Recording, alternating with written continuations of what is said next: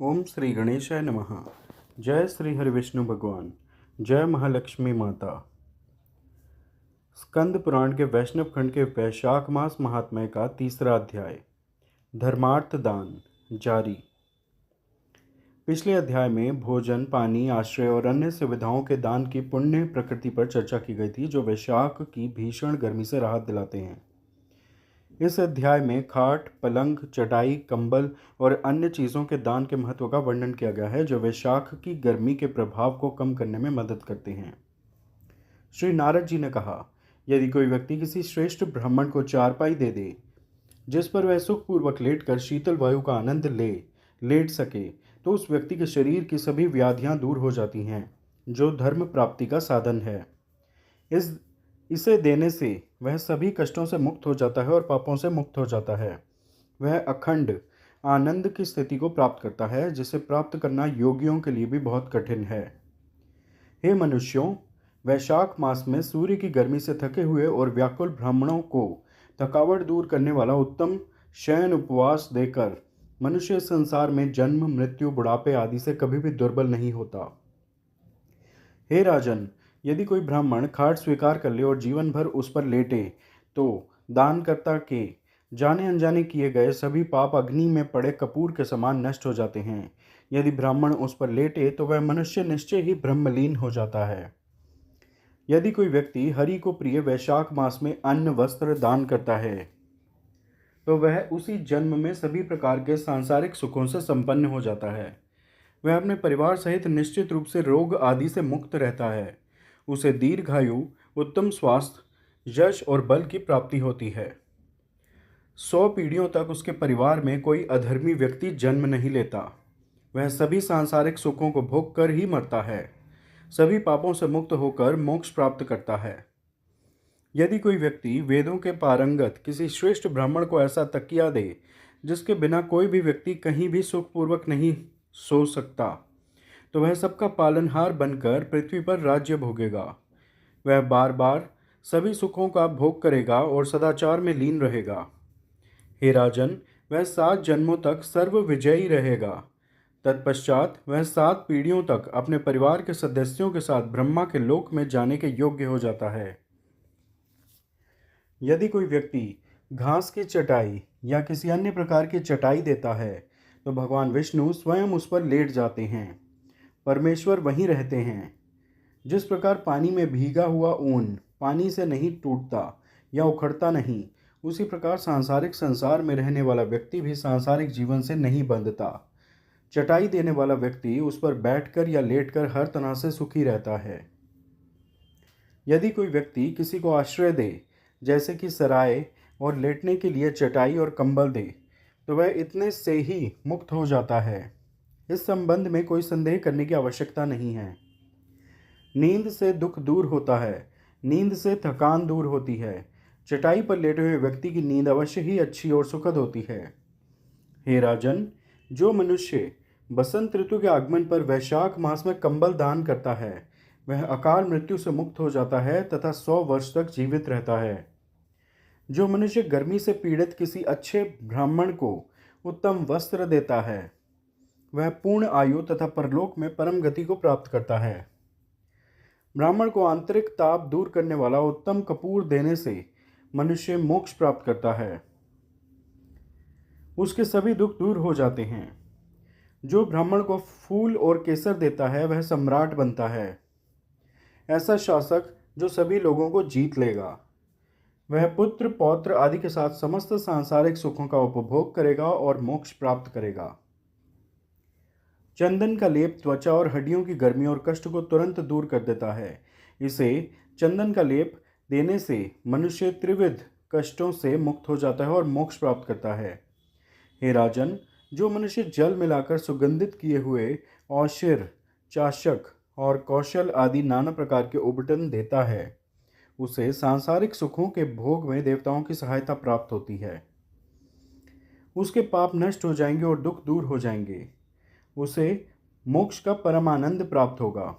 यदि वैशाख मास में धार्मिक कर्मों में पारंगत भक्त गोरोच अर्थात पीला रत्न और कस्तूरी अर्पित करे, तो उसे 3 गुना कष्टों से मुक्ति मिल जाएगी। उसे मोक्ष का परम आनंद प्राप्त होगा। जो मनुष्य सूर्य के मेष राशि में होने पर कपूर के साथ पान दान करता है वह सम्राट के समान सुख प्राप्त करता है और मोक्ष का परम आनंद प्राप्त करता है। जो मनुष्य मेष मास में नीलकमल और चमेली का दान करता है वह सम्राट बनता है और बाद में मोक्ष प्राप्त करता है। जो मनुष्य वसंत ऋतु के आगमन पर केतकी या मल्लिका का दान करता है वह मधुवधकर्ता भगवान की आज्ञा से मोक्ष प्राप्त करता है। हे राजन, जो मनुष्य ब्राह्मण को सुपारी, नारियल और सुगंधी देने का पुण्य कार्य करता है उसे मिलने वाले फल के बारे में सुनो। 7 जन्मों तक वह धनवान ब्राह्मण होगा, वह वेदों का ज्ञाता होगा। तत्पश्चात वह अपने परिवार की 7 पीढ़ियों के साथ विष्णु लोक को जाएगा। हे राजन, मैं उस व्यक्ति के फल की गणना करने में असमर्थ हूँ जो विश्राम तथा मनोरंजन के लिए मंडप बनवाकर उसे ब्राह्मण को दान देता है। जो मनुष्य अच्छी छाया वाला रेत को अच्छी तरह फैलाकर तथा प्रपा अर्थात पानी की आपूर्ति के लिए शेड से युक्त मंडप बनाता है वह संसार का शासक बनता है। जो सड़क के किनारे पार्क बनवाता है, तालाब और कुएं खुदवाता है और मंडप बनवाता है वह धर्मात्मा है। उसके लिए पुत्र किस काम के।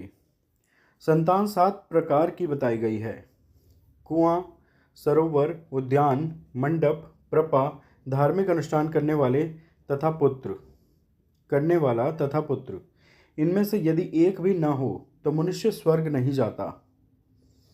सब कुछ जानने वाले श्रेष्ठ पुरुष जानते हैं कि ये 7 संतानें हैं: अच्छे पवित्र ग्रंथों का श्रवण, तीर्थों की तीर्थ यात्रा, अच्छे लोगों की संगति, जल का दान, पके हुए भोजन का दान, अश्वत्थ अर्थात पवित्र अंजीर का पेड़ का रोपण और पुत्र।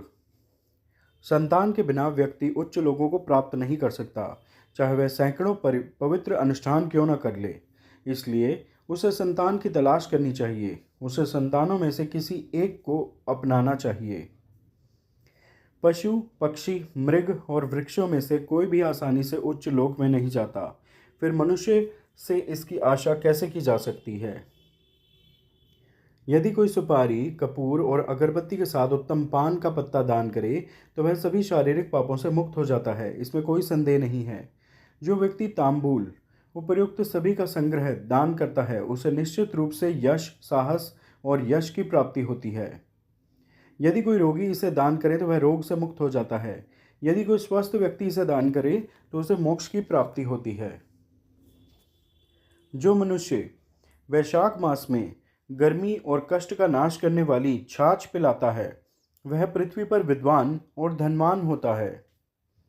ग्रीष्म ऋतु में छाछ के समान कोई दूसरा दान नहीं है, इसलिए मार्ग में थके हुए ब्राह्मण को छाछ अवश्य दान देना चाहिए। जो मनुष्य भूख की कमी को दूर करने वाले जंबीरा अर्थात नींबू के उत्तम रस और बारीक नमक को मिलाकर छाछ पिलाता है वह मोक्ष को प्राप्त करता है। हे राजन, जो व्यक्ति वैशाख मास में गर्मी के शमन के लिए दही दान करता है उसके फल का वर्णन करने में मैं समर्थ नहीं हूँ। जो मनुष्य वैशाख मास में भगवान विष्णु को प्रिय उत्तम चावल दान करता है वह पूर्ण आयु प्राप्त करता है, उसे समस्त यज्ञों का फल प्राप्त होता है। जो मनुष्य तेजस रूपी गाय के दूध से बना घी ब्राह्मण को देता है वह अश्वमेध यज्ञ का फल प्राप्त करता है और भगवान विष्णु के लोक में आनंदित होता है। जो व्यक्ति वैशाख मास में जब सूर्य मेष राशि में हो कोमल ककड़ी और गुड़ का मिश्रण दान करता है वह सभी पापों से मुक्त हो जाता है और निश्चित रूप से श्वेत द्वीप में निवास करता है। जो मनुष्य गर्मी और कष्ट के निवारण के लिए शाम या दिन में ब्राह्मण को गन्ना दान करता है उसका पुण्य अनंत है। वैशाख मास में शाम के समय थकावट दूर करने के लिए पाणक अर्थात जल और गुड़ का मिश्रण देने से मनुष्य सभी पापों से मुक्त हो जाता है और भगवान विष्णु के साथ सायुज्य प्राप्त करता है। मेष मास में सायंकाल में फल सहित पाणक को ब्राह्मण को देना चाहिए, इससे पितरों को निसंदेह अमृत का पान प्राप्त होगा। यदि कोई व्यक्ति वैशाख मास में पके हुए आम के फलों के साथ पाणक का सेवन करता है तो उसके सभी पाप अवश्य नष्ट हो जाते हैं।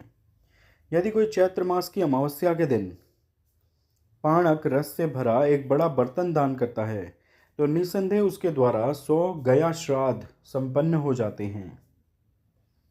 चैत्र मास की अमावस्या के दिन मनुष्य को पितरों के निमित्त कस्तूरी, कपूर, चमेली तथा एंड्रोपोगोन म्यूरिकेटस नामक सुगंधित पौधे की जड़ मिलाकर 1 लोटा पानक दान करना चाहिए। यह 96 श्राद्ध के समान पुण्यदायी है। स्कंद पुराण के वैष्णव खंड के वैशाख मास महात्म्य का तीसरा अध्याय पूर्ण हुआ। आप सब प्रेम से मेरे साथ बोलिए, जय श्री हरि विष्णु भगवान, जय महालक्ष्मी माता। कृपया इस वीडियो को लाइक और शेयर करें, मेरे चैनल सब्सक्राइब करें। धन्यवाद। हरे कृष्णा।